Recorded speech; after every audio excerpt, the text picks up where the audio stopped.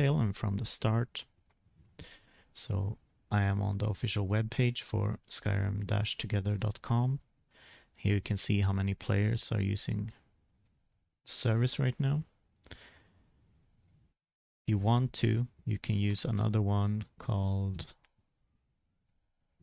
playtogether.gg. And using this, you can reserve a server instance yourself using your Discord account, and you will be put in a queue. Today, I'm going to show you how to do local server hosting, and I'm going to show you the features of the mod list. So in the latest update, we improved compatibility with engine fixes, and it also includes a new J containers made compatible with things like better third-person selection, and it's used in this mod list to be able to easily loot containers around you in third person. And we also have compatibility for Skyrim Souls re-updated, so that the game will not be paused when somebody's reading a book or when they're interacting with certain objectives. We also decided to unlevel the world so that many players can play together using the same mod lists at different levels and have less enemy desync. In terms of graphics, we are running Azurite 3 for community shaders, some town overhauls, and some animations, and we coordinate them with Pandora. There's also some physics here and there,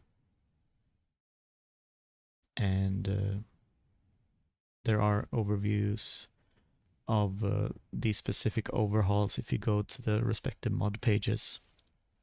For example, Better Vanilla Perks is a mod that I made. It does have quite a few changes, but it also covers a lot of things simpler than many of the other big overhauls would do, and because of that it's more compatible with Together online play. You will have precision for the melee collisions, and you will have an extendable custom skill tree. So if you find custom skills that you want to add to the game, you can just add them yourself without going through too much of a complicated process. And Valhalla Combat will let you time block almost any attack in the game, so it adds a bit of a skill window where you can dodge some hits from otherwise pretty strong enemies. If you want to, because you have Skyrim Souls Re, you can bring a follower with you. It can be a little bit more unstable than running without one, but hopefully this middle ground of stability will allow you to also play quests that add followers during the quest line. You can teach them helpful spells or switch their AI to a healer mode. You can also gain pretty good weapons from them in the starting areas. So Keiko here is a cat that you can get Nord hero weapons from. This I think is a wizard, and there's also an Argonian in Riverwood with some silver gear if you want to borrow it from them. The first thing is, if you want to install the Wabbajack, you will be linked to this Google Drive. This is where we keep the test version of the Wabbajack for now. Once it's been tested and stabilized with more people, we can publish it under the safe for work kind of flags in Wabbajack so that it's more discoverable. I made some notes here for what I wanted to do in the update. This video might come and go. It might be related to other things, developer communications, but you can see what issues we're currently trying to solve, I think in this case it was a combat instability bug. We also tried out one of the popular followers. So you can see, for example, how a follower like Inigo, the cat from Riften, how that type of follower plays in combat and how the mod list runs in single player. Because you have twice the amount of enemies compared to vanilla. In here you'll find the installation guide. It's a document and it's pretty straightforward. Just follow the pictures. The text is not overly long. And at the end of this installation guide, it will also have some links to where you can see longer videos like this one, going over the features. So important things is you need to reinstall Skyrim from Steam and make sure that all your Vortex mods are undeployed. And you can tell if this is the case if you see that all of them are disabled and that all your plugins here are just the ones that come with default Skyrim Special Edition. So once you have that, you might open the Wabbajack, you download it, the main software that will handle all the installations.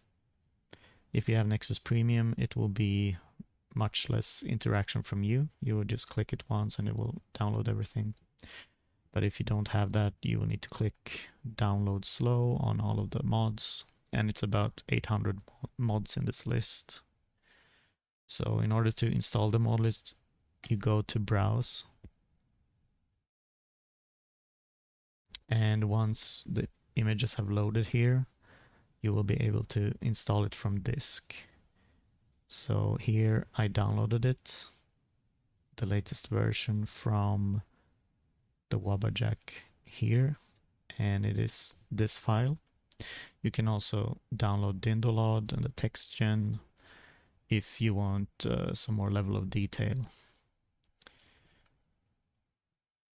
And here's the controls for the mod list if you play on controller. It supports up to 4 favorite binds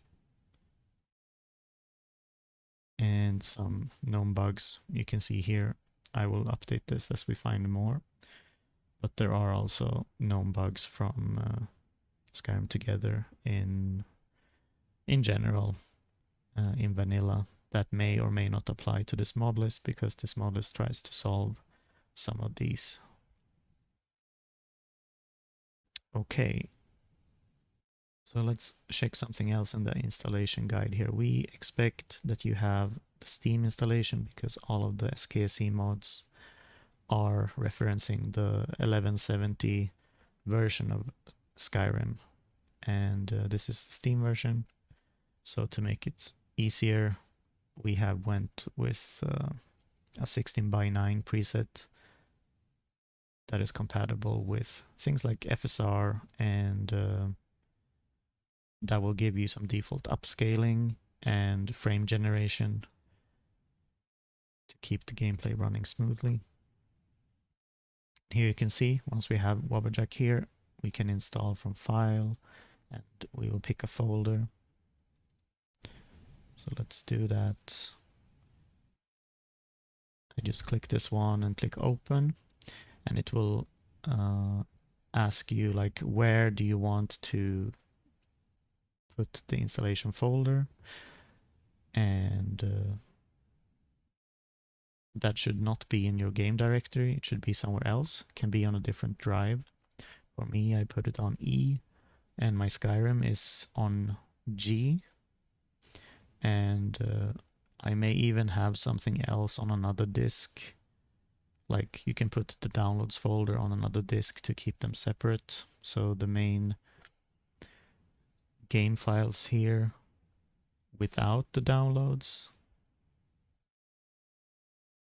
they should be in the range of like, let's say 80 gigs. Let's see what it counts up to.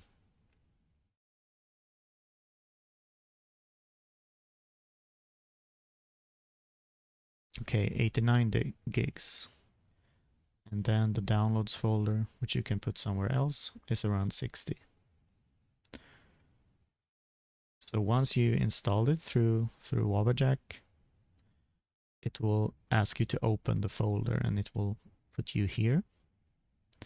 And as I mentioned before, as long as you have undeployed all your old stuff from your Skyrim Steam folder and reinstalled it from Steam, we now have a clean slate for Mod Organizer. So once we launch this,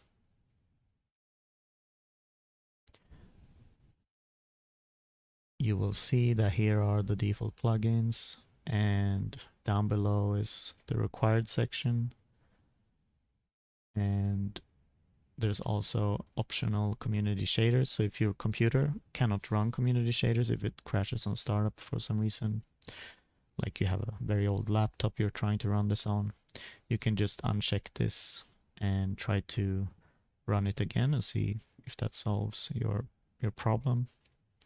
If you are lacking any of these plugins, the game may also crash on launch, and it will also show you warnings up here to what you need to address. And you can get these by verifying the Steam files. I also recommend that you go to Steam and uncheck the DLC for Anniversary Edition, and that you move all of those CC plugins that are not part of the Special Edition. All the others, you move them to a separate folder somewhere else, and should be good to go. In the next section here, there are some optional tweaks. For example, you may not like the changes to the crosshair. You can uncheck this here if that's the case. You may not like the default rebinds of the controllers or the sprint and dodge buttons, and then if you don't play with controllers, you can uncheck this one. Let's see what else. If you don't like the UI, you can disable it here, and if you don't like the doubled enemy spawns, you can disable it here. Just make sure that everyone in the party does the same thing. Now, is there anything else I need to go over in this section? If you don't care about being able to turn off the UI, you can uncheck this one as well. It is mapped to the F6 button by default, but if you're running the server and want to take screenshots, you might want to rebind this to something else. And usually if you want to tweak one of these mods, you just open it in Explorer and look if there's a file in here. And for example, this is a hotkey.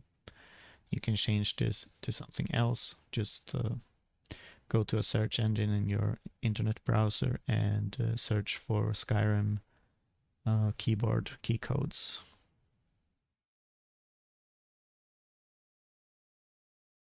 Okay. This one does require 16 gigs of space, I think, and if you don't want this one, you can disable it, but you may get some purple textures here and there, I'm not sure. The aim fix light here, it affects where the stealth crosser appears when you are aiming and shooting, mostly when you're using the rifle mods and the crossbows in the game. So if you want the crosshair to always be in the middle of the screen, you can uncheck this one. And if you find that the elemental reactions are too strong for your liking and you want a harder difficulty, you can disable these ones. Here you can select your Skyrim Together version. This one is from Nexus, and the one at the bottom will be the latest one of the test dev builds that we are using. This one, for example, will make sure that you can rebind your keys. Let me show you that. Inside the config folder here, you will have keybinds. and you can just type them out here in plain text. So if you want to use the F1 to F4 binds for SkyUI's loadouts, you can do so. And then you have to remap the UI keys over here.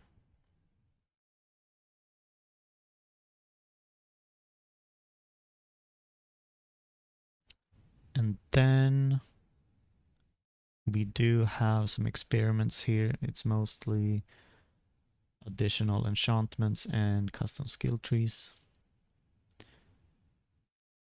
Late loaders just make sure that some of our overrides and quality of life tweaks are loaded after the main mods.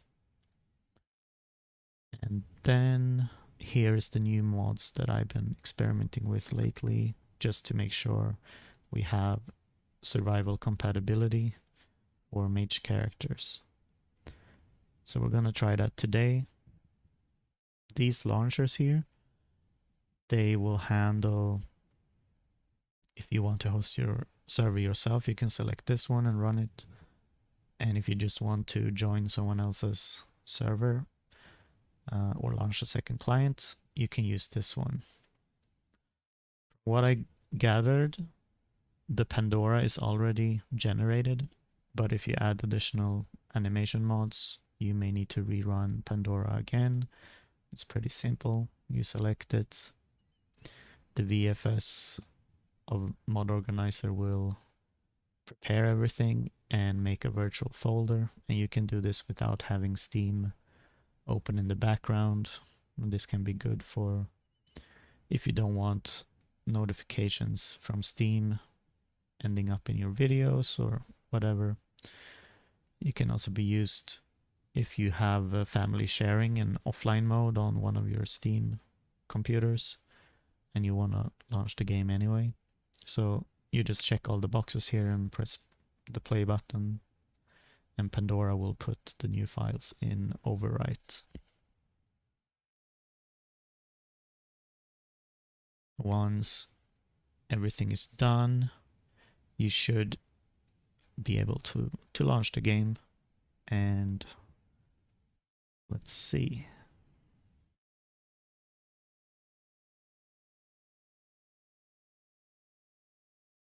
I'm gonna cancel here and select the server option as well, just so you can see both of them.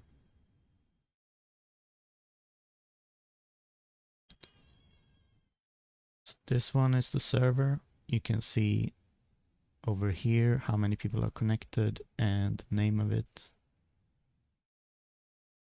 You don't need to worry about the warnings here.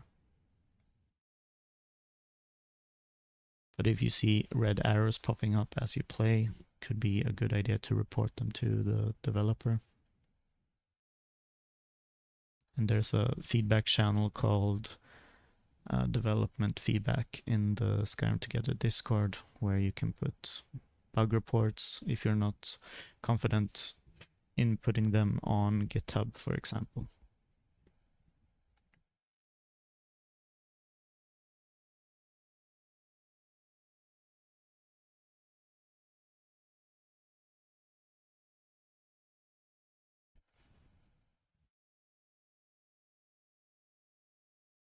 When you boot the game, compiling shaders will show up, and you will likely be able to bind your community shaders key as well.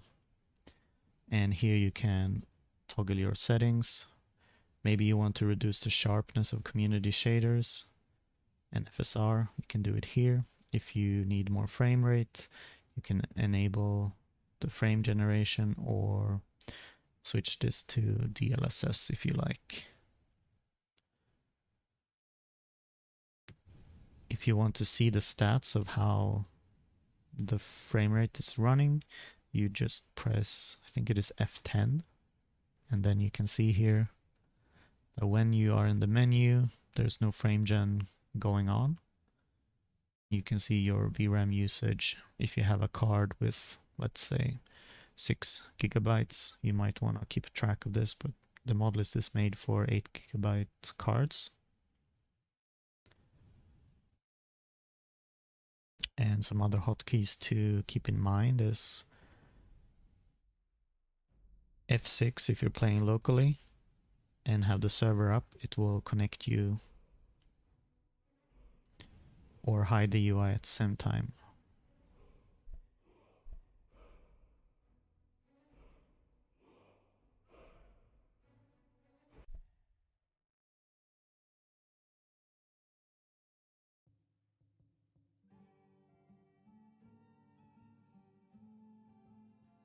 Currently I'm streaming this on YouTube and Twitch in order to record it for future reference.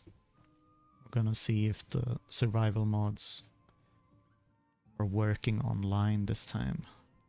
So we're starting in Whiterun. We have a Khajiit character. We are using the Necromancy custom skills, which you can see in this skill tree over here. Currently we only reached a low level in this, so we at least get the duration of reanimation spells up to a significant degree. But we need to train these guys some more, spend some more time with them. You can see that it already discovered that my survival mode is on and that I need to eat something. So you will see which things replenish your hunger, and this one restores cold, and it also makes you become caffeinated for 6 minutes, and this negates the fatigue magicka penalty from survival. You can make these hot mugs of coffee in the inns. You can craft them from coffee as well. As a Khajiit, we can eat some raw food as well. So now I'm still sluggish. So now we're no longer hungry. You can drink some water. You can craft beds using wolf furs or leather, and then you can drop them basically anywhere. You cannot use other people's beds, of course, but let's drop a bed and see the sleep UI. So you will need to use the MCM menu to set you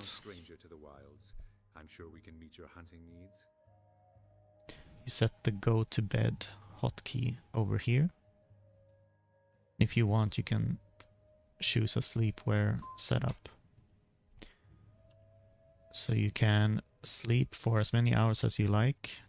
When you are online, the time will pass much slower.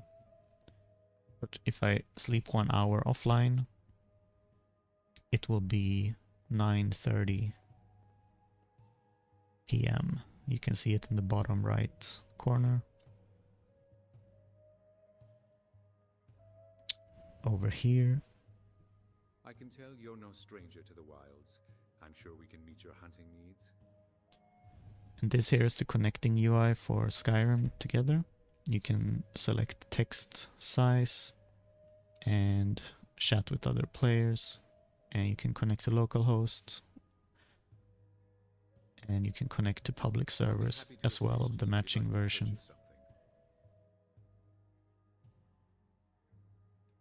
So localhost is also this address. We sell bows, arrows, and ale, a unique combination to be sure.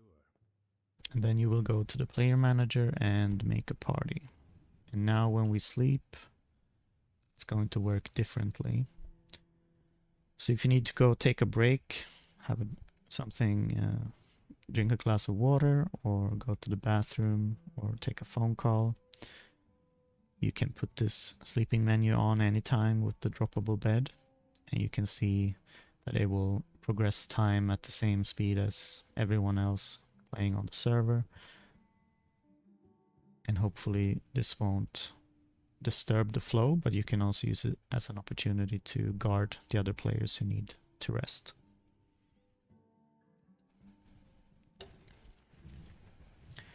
So once you are rested, you may have recovered some magicka from this. Then you hold E to pick up the bed. If you want to follow another player while you are AFK, you can hold shift and press E to follow them. And if they walk around, you will follow them basically. Now you can see my character tried to move because the NPC went back over here. We sell bows, arrows, and ale.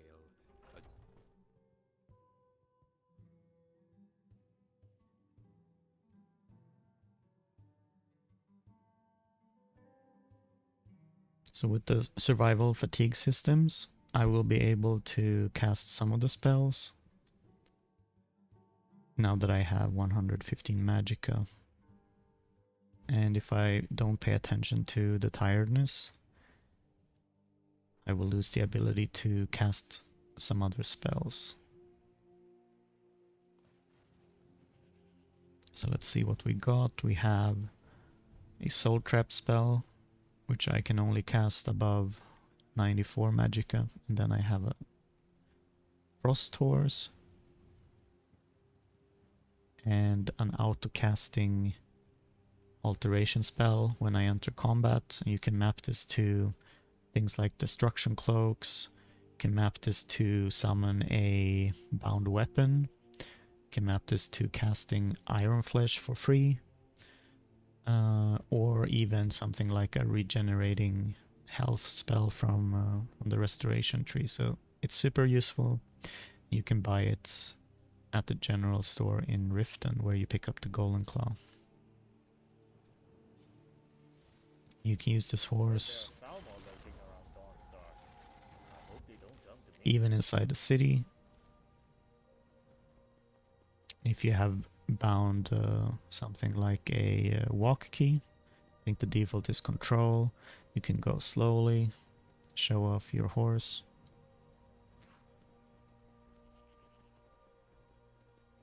Inside Whiterun there are a few new activities. There's an extended forge up at the Skyforge, and you can also talk to the blacksmith about his tempering services. And Yorland is so good with tempering that he can even do magical item tempering. Mead Hall of the Companions. Their deeds of war and valor are legendary. And if you don't want to play the quest to become a werewolf, you can instead pick a bed out in the wilderness, and there's a random chance that you will be offered the blood of Hersine.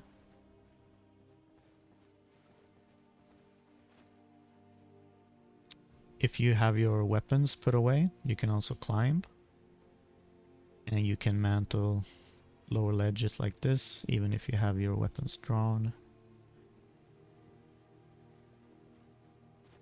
This can come in handy when trying to escape past enemies. And if you need some gear in the beginning of the game, like the wolf's armor or Skyforge weapons, you can have an extra look inside of the revamped catacombs in Whiterun.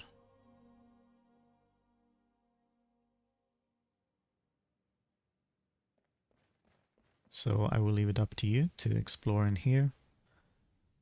And remember that in survival, if you want the bonuses from the shrines, they cost 100 gold extra. You also need to be careful when brawling, because you may accidentally kill NPCs in this mod list, even though they are normally essential in vanilla Skyrim. This mod list adds an apocalypse of a zombie plague, and this will kill some enemies and also kill friendly NPCs to the degree that you decide when you start the quest. You start this in the Riverwood Inn, so I'm gonna go there and show you which NPC to talk to. If you are at any point stuck inside a dungeon or something happened, you can press by default F2 and F3 to bring up this helper menu. And this Unstuck player also works if you're trying to heal someone else and the collision isn't hitting them.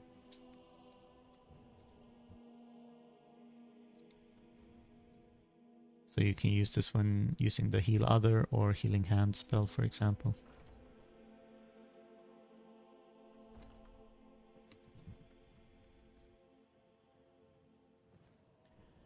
You can adopt cats in this mod list, and there's a cat orphanage outside of Whiterun. And this overhaul of the graphics is called Clever Sharf's Whiterun. And I just added some marble flooring. You will notice that the factions in this game play a larger role with the mod list, and you can also decide to activate a disguise system where 3 or more of a certain faction's gear will trigger other people to believe that you're part of that faction, and they will change their disposition towards you. So let's go check out the cat orphanage. The grass mods come from, I think it is called Abyss. Grass mashup from several different grass mods. Has northern grass, Vadosebrum, and it has some other ones mixed in. But the reason I picked it is because it had a pre-cache that would actually work even if you disabled community shaders. So I'm very grateful that was available on the Nexus already. Here's the cat store. This is one of the cats that lives here, and let's see. You can, if you're sneaky, take some food for your cat over here, but you need to use the bowls and the cat beds from inside here.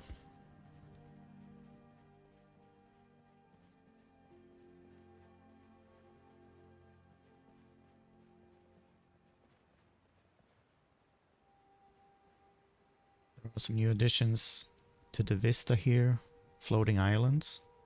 If you decide to redo Dindolod yourself, you will need to disable the islands, floating island mod, and also disable the Necromancy custom skill tree when generating Dindolod. You will see a lot of new random NPCs coming along the roads. The healers can help you with diseases. Sometimes there will be named NPCs that belong to certain factions. Here's a healer, for example. Yes, but you can do better than that, can't you? Sometimes they will ask you for extra gold to do it, other times they will just do it for free. Now I'm going to switch to the controller and just show you some decent binds you could set up before you connect to a server. So the controls can be changed over here.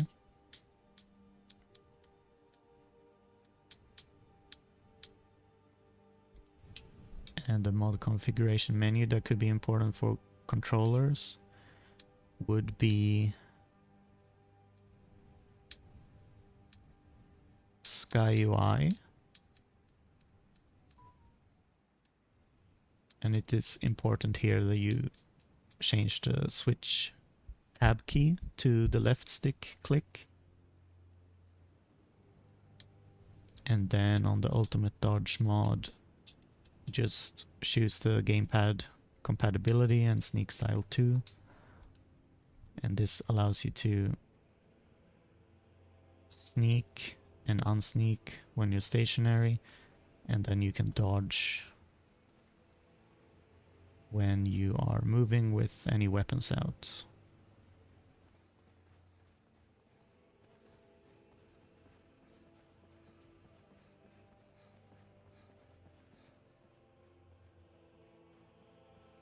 If you play with survival activated, you will not have infinite stamina when you run, but if you decide to leave survival off, then you can sprint forever as long as you are not in combat.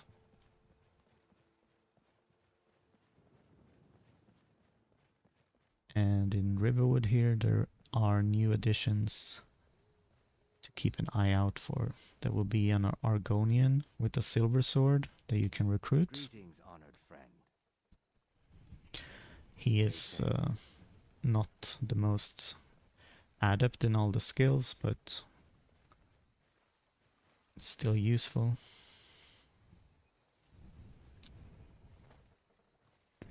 Apparently there's a low detail model here that hasn't loaded in yet.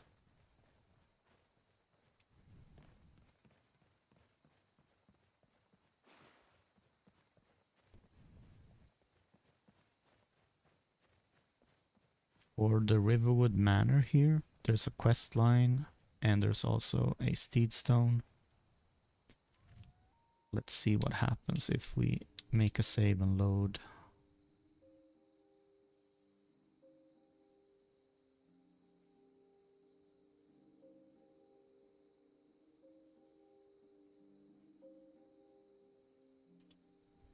We can reply to one of the Twitch comments meanwhile.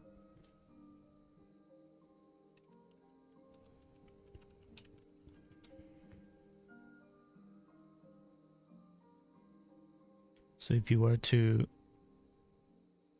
experience a crash or something like that,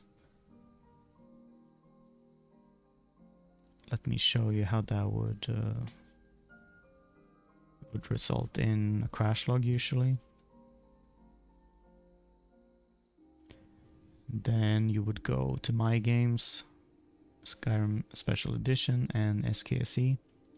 Usually here there will be things like your ini files, but in here there would be crash logs, and if you open them you can see what was crashing.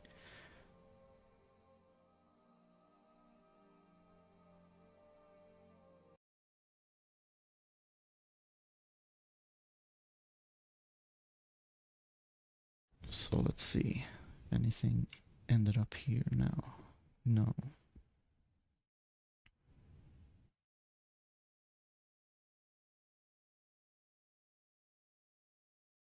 I will try to launch 2 clients and connect them together.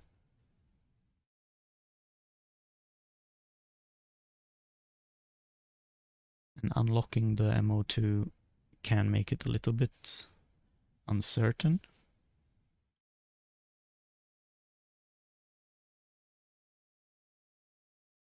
But I will also show you what we can do with 2 clients. So if we have a game capture here, let's set it to Skyrim Together.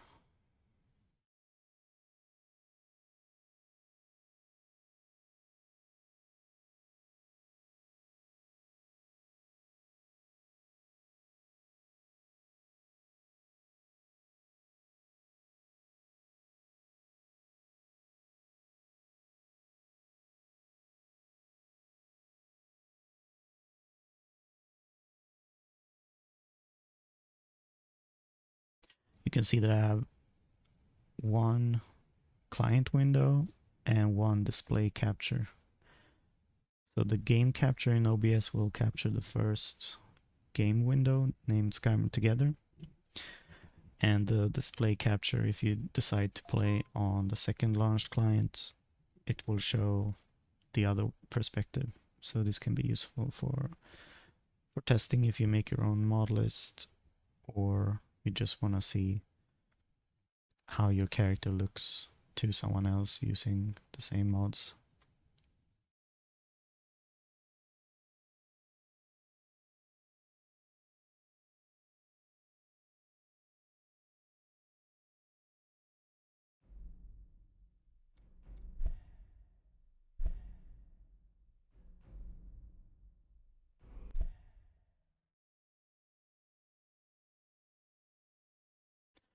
there will be a lot of artworks in the loading screens instead of 3D objects. You can appreciate some of the community's art.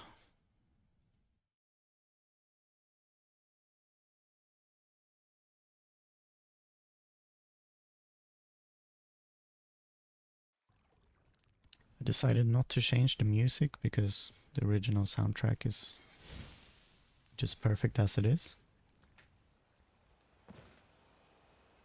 Yes, let's do COC Riverwood. And then boot up a second client.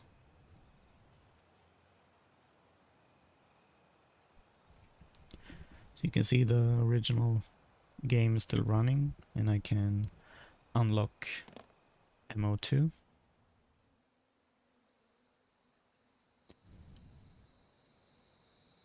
And then hopefully launch another one.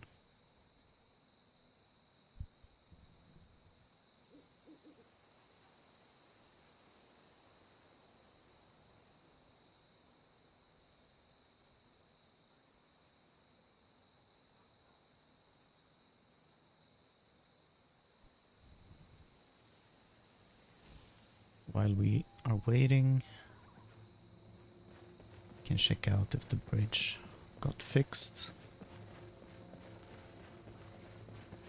As I said, Dindalot is optional, and I guess with this much load on the system, streaming and having 2 different games, there could be instances where the high detail models aren't loading and then the collision won't be there. So we have a question here from Mila. Thank you for your support. I'm so happy that you have an interest in this game. If you would like to join and try the Wabbajack, I have space for like one-on-one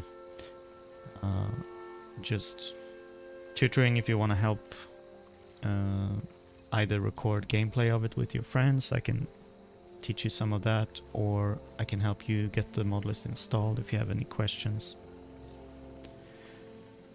So I usually keep the discussions of the modlist in the hashtag modding chat in Skyrim Together's official Discord. Let's see if I can bring it up on screen. So you'll find it here on the community tab, and then you can join the Discord.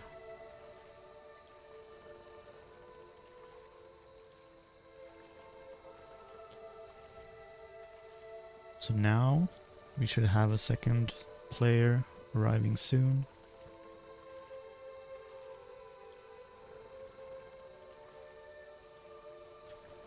The other games that I play right now would be I would say I'm playing the new Pokemon CA on Switch. They have a really nice battle system that I dreamt of for like 10 years ago. And I've also played some Genshin Impact lately, so there are some systems in this mod list based on the elemental reactions in Genshin Impact.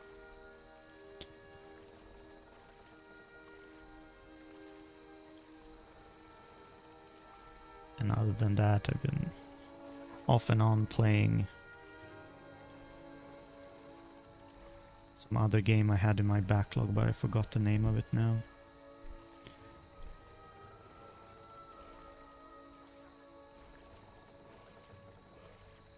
I'm playing from Sweden, and I played with many people from across different parts of the globe in Skyrim Together. It is not that latency sensitive, so you can play with someone from even Australia.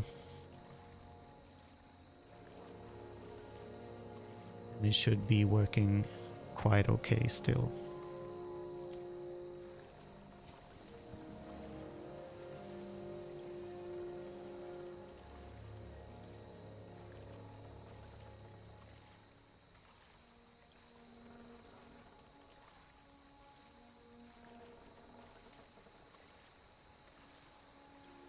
one good practice when playing together, 2 clients, is that the party leader is where you want to be, and then the other party members follow you there. So let's say I want everybody to go to Riften. Then I would make sure that I take the player who is in Riften and, or in this case, Riverwood, and I connect them to the server and make them the launcher of the party. So every other player that comes in here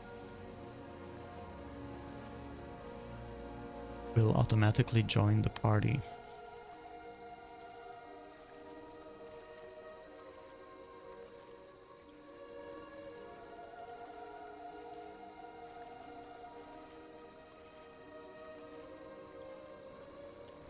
So if I were to do something like this, you see that I will see the other player here and their party leader crown.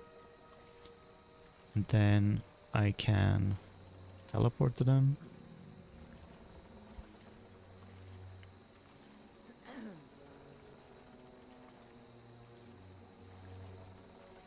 I work with I would say senior quality testing in both web-based software, but also I used to work in games. So I've been part of like 5 or 6 real game projects and 1 to 3 game jams as well.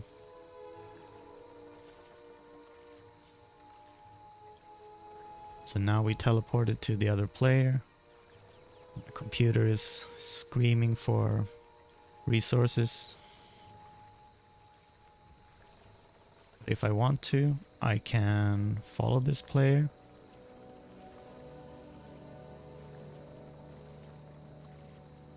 And then switch to the other one and see if they can follow us.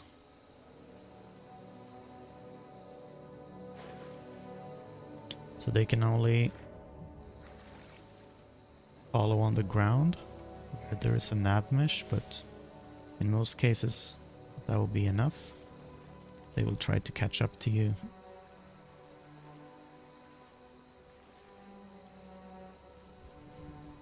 And here's your main free house that you get as the Dragonborn. You can pick up the key in I think it is just outside of Helgen Keep. And if you go inside a house, the other player won't be able to follow you.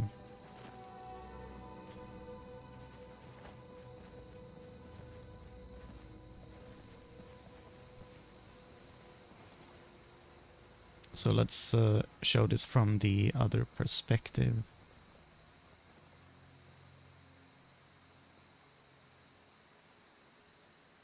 So now this player will be the one we're looking at, and the other player will be following them. It's a little bit tricky to set up.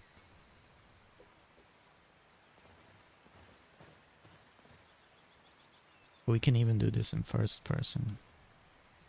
So now I'm following them. And this guy will have the other perspective. And I mean, I'm only putting up the console because I want to stop the input from happening in the game. But you can probably do something else, like in this UI.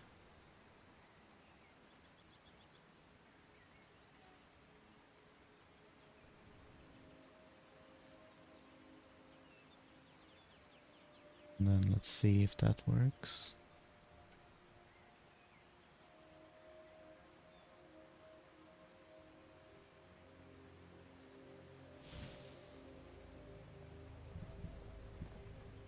So we can see it from both perspectives.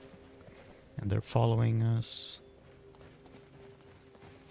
And using community shaders, we can also use things like I think it is called the night eye. But it's disappeared from here for some reason.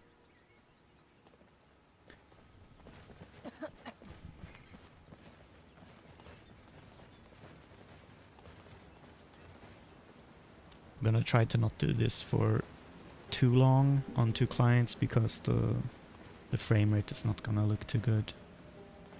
Basically, even though I have 2 very heavy clients, the player is still able to follow the other. And you can use this to discover things like encounters or different cities and see if the NPCs that you see match up with what the other player can see.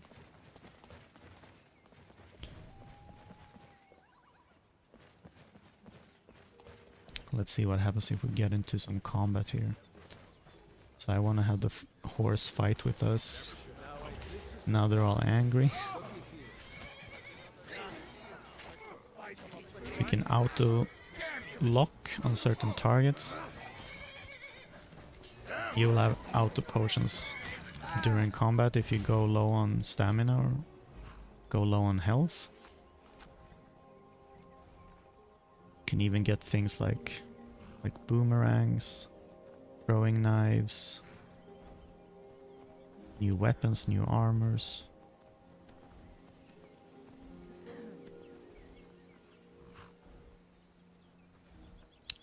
I think there was something else I wanted here. Was this throwing knife? Anyways, the boomerang is a fun exception. If we favorite this and we put it on a hotkey, let's say hotkey 6, so we can bring it out with the hotkey and also switch to unarmed with the same key. And when you lock onto something and you throw the boomerang, it will go straight there, and then you can punch while the boomerang is in the air, and then once you want to throw it again, you just press the hotkey. You can do it again.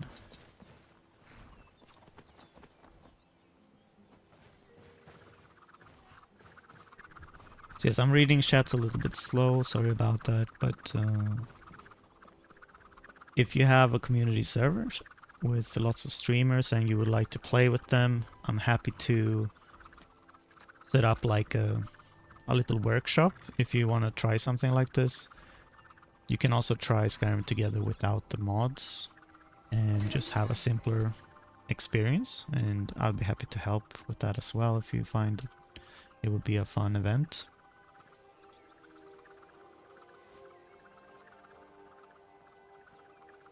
Okay. So the main reason that I'm not reading all the details in voice is because it will end up in the YouTube video and some people will not know the context of it, and we can follow up on it later if you like.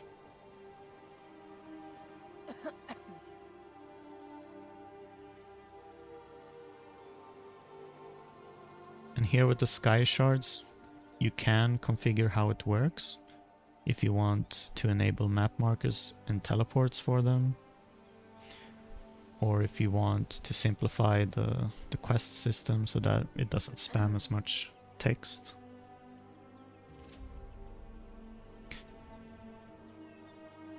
Now I can see that my character has gotten a little bit hungry again, but it's not impacting my stamina too much overall yet. My player is still following me, and that's good. Yeah, I'd be happy to talk about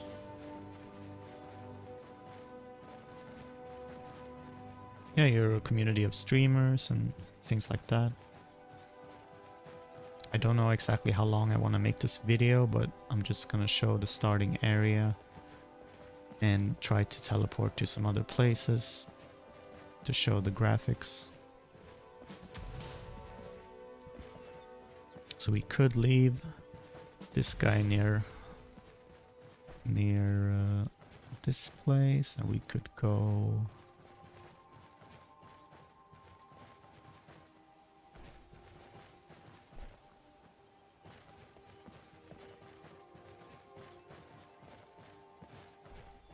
maybe here.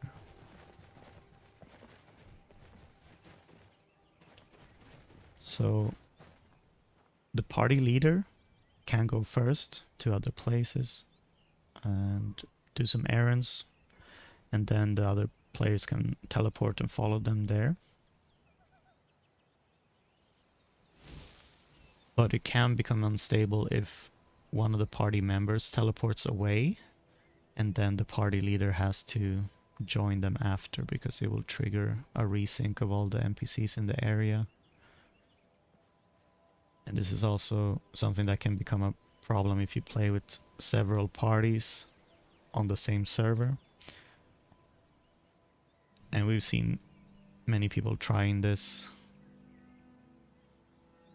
on the public servers, and it can leave some junk in your save files. So if you want the best save integrity for your party and for your long-term playthrough, yeah, it's best to stick with private servers, I would say. But yeah, tell me some more. What games do you like to play? Which of these features do you think looks interesting to you? What do you remember as your fondest memories of Skyrim?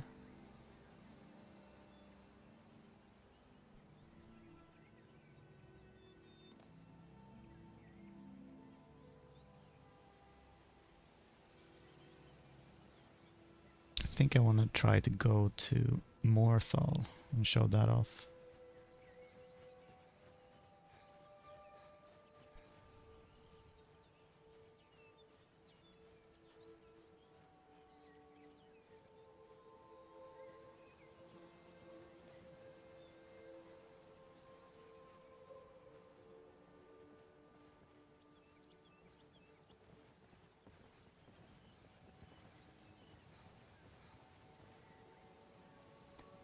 On the way we have a revamped Rorikstead, which is the central point of focus for the zombie apocalypse questline.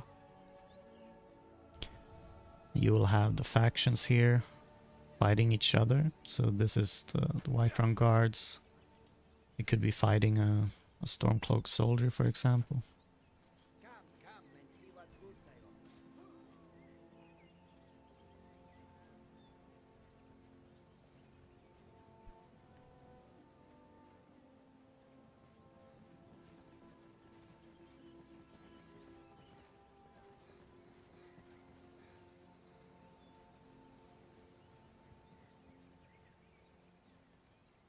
For now, I'm going to close the other client to free up some resources.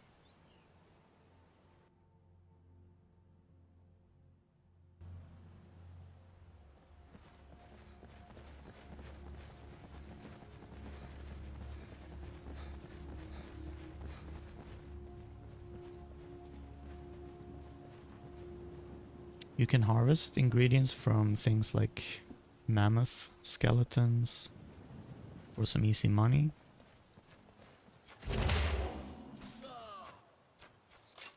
Let's get our skeletons out here again.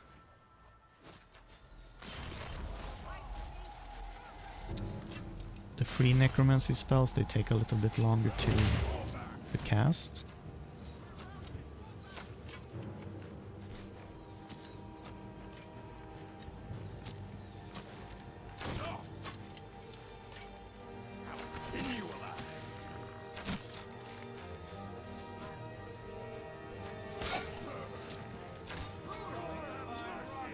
So both enemies and you can try to dodge, but they will not dodge from when you are in stealth, which I think is an improvement over vanilla.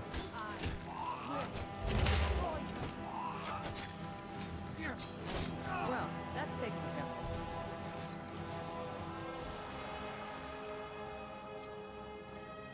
You will have different movesets for different weapons.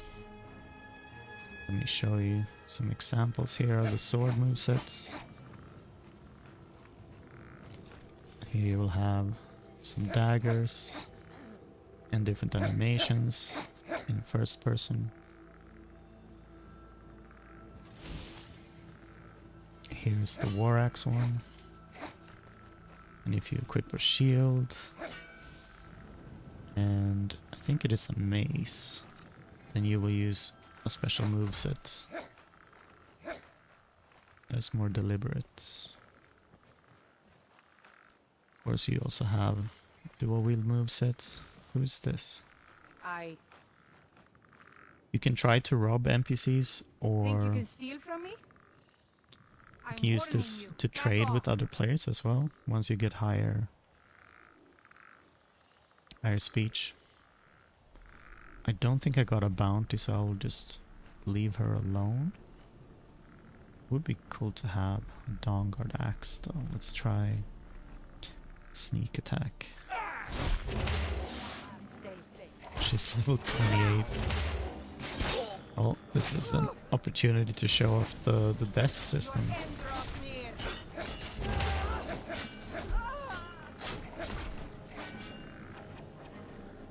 You think I'm afraid of you?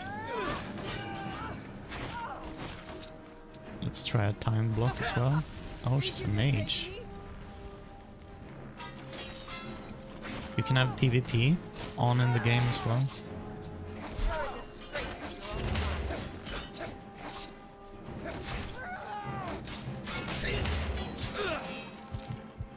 And if you get killed and downed, you will be standing up in a little bit, and the enemies will calm down, so you will have a small chance to escape. Or if you got apprehended by guards in town for stealing something, for example, they will de-aggro. That was a gruesome ending.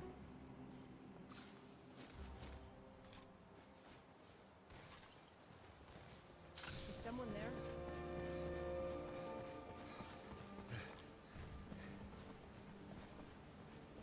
You will have improved graphics for some of the animals, some new animations for the saber cats, new graphics for the water, and even the vegetation underwater.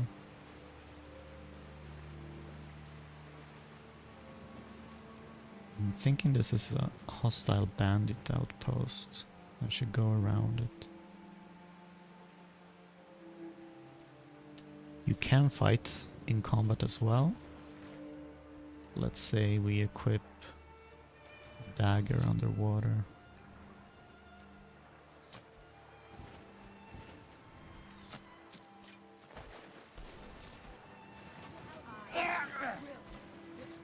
BFCO should give you the opportunity to fight, but I'm not sure. It will give you the opportunity to hit from jump. Enjoy your last breath.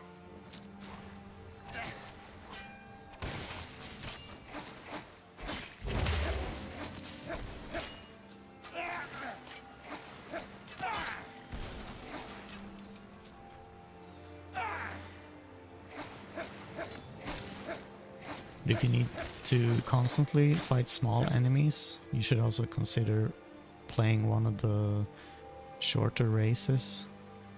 They will have the vanilla abilities as well, and the adult races will have revamped abilities from Imperious races. I think I want to run from these bandits, they are too strong for me right now.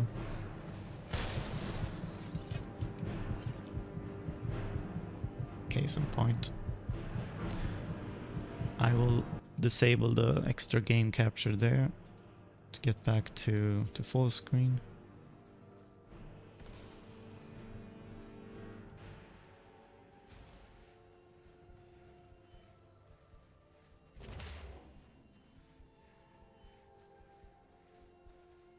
You can toggle some of the survival features on or off. For example, if you want to be able to level up without sleeping. You can toggle it in one of the survival things here. So, for example, fast travel can be controlled here. And then you have another one called Survival Control Panel. Here I disabled sleep to level up.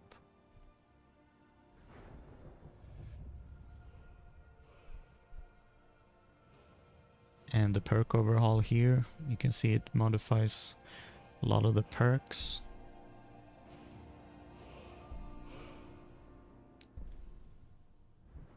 And the dual cast perks will also benefit you if you have a staff in one of your hands.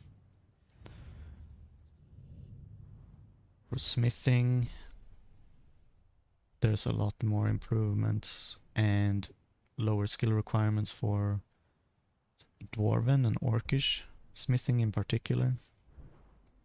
And they will also coincide with the sneak perks. So this one will add sneak damage with basic and dwarven weapons, and the higher tiers will add sneak attack damage bonuses for silver, orcish, falmer, and other things. The archery skill tree will grant you more poison doses.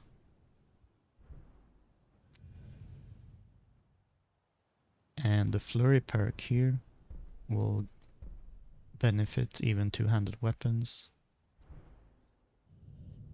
The block skill will increase unarmed damage. And you can also get a perk. Instead of slowing time, you will block more effectively with two-handed weapons, or with weapons in general, if you want to block with weapons instead of shields. When it comes to the sneak tree, you can also get more two-handed backstab damage and spell damage when sneaking. This increases even bash damage with bows, or things like enchanted shields, torches. And then you can take perks like the silent roll or the illusion perks for quiet casting without having the prerequisite perks. And finally, you can deal more sneak damage with great swords if you want to try something like a samurai character. Some of the other trees have not had too many changes. I think this one will bundle in the ability of the Tower Stone when you take these perks. But you need a torch and to be sneaking in order to get the benefit.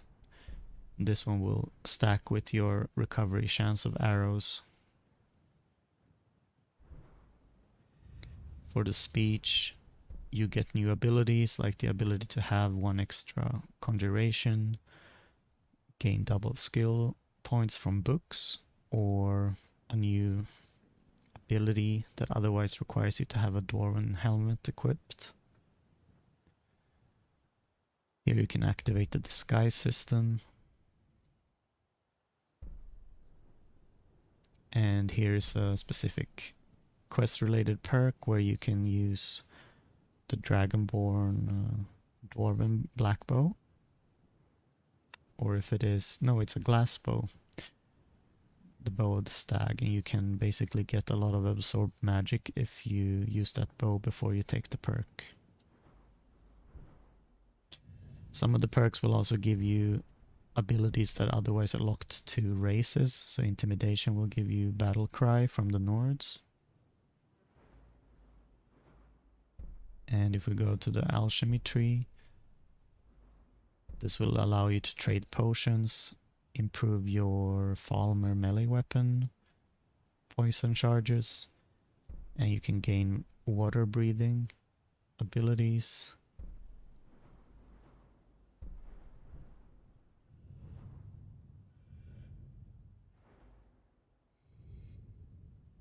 And then you have some mods to the conjuration perks. I think the Atronox here, they'll become even more powerful when used with staves. And the second tier of the Dark Souls perk here will explode your summons when they take damage.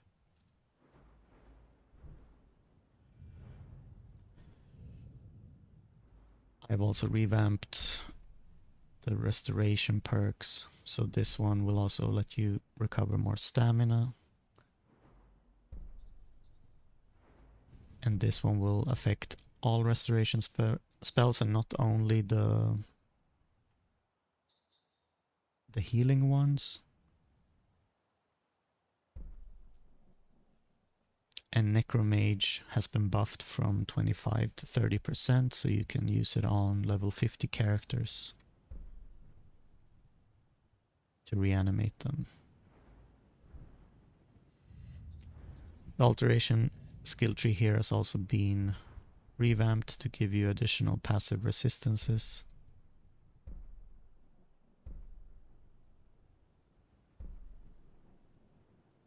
And you can get disease resistance without having to become a vampire or werewolf. For the enchanting tree, you can put 3 enchantments on your weapons by default and your armors, making it closer to something like Diablo.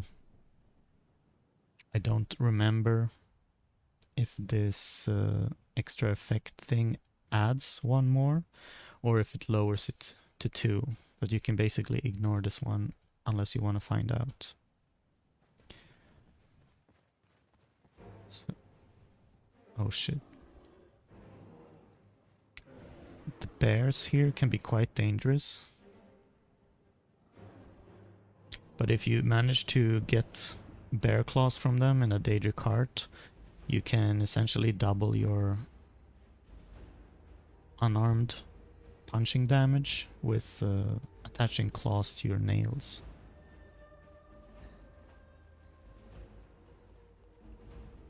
Let's see where we are heading. We should be heading to the marshlands here. I guess we can have a look at the shipyard along the way.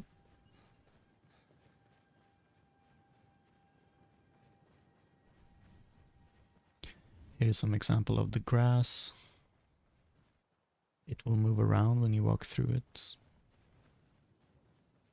You will have wetness shaders when it rains, different weathers adapted to community shaders.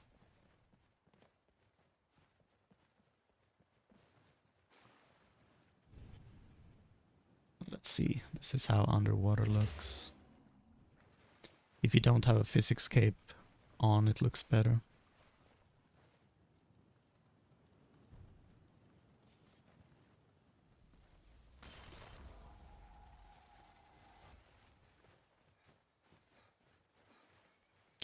So here's the marshlands.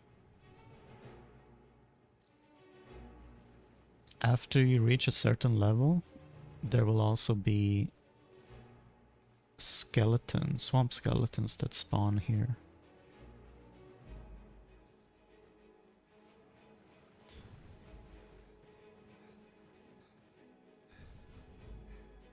Let's see if we can find a sky shard or something.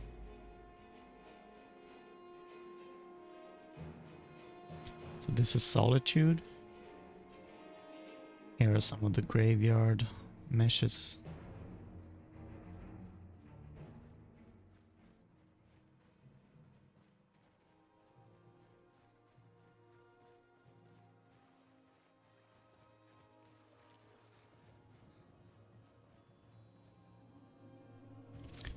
I guess I need one more sky shard to get a new perk.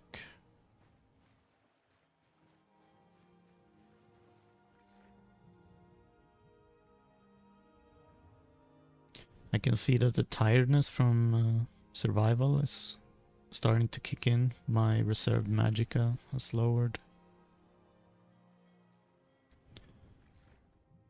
If you want to, you can go up to one of these boats and ride the boat. Let's see. This one has no one on it right now, so maybe that's why it doesn't work.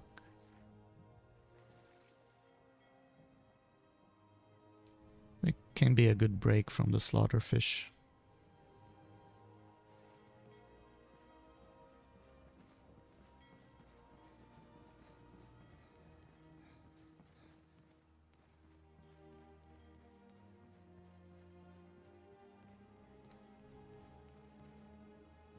If you want to, you can enter the High King of Skyrim quest area. It's a high reach keep.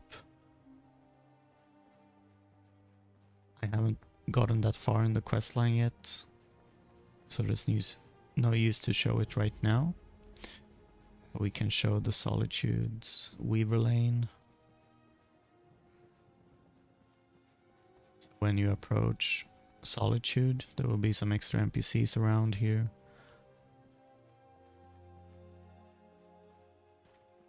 And also houses you can enter, horses to steal.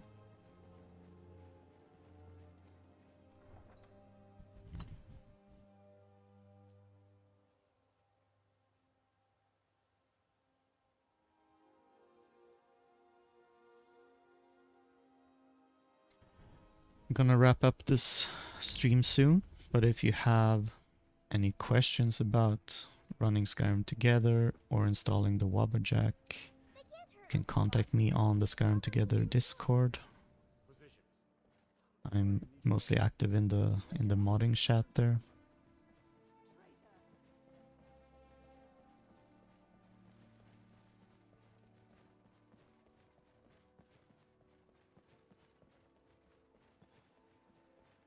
So one of the coolest parts about playing a modlist like this with a friend is that you will experience so many novel moments, and you can explore even some of the new modded questlines that have come out in the recent year, such as I think it is Olenveld, and also the Zombie Apocalypse mod, which is pretty cool. I will leave it at that, and see you next time. Thanks for watching.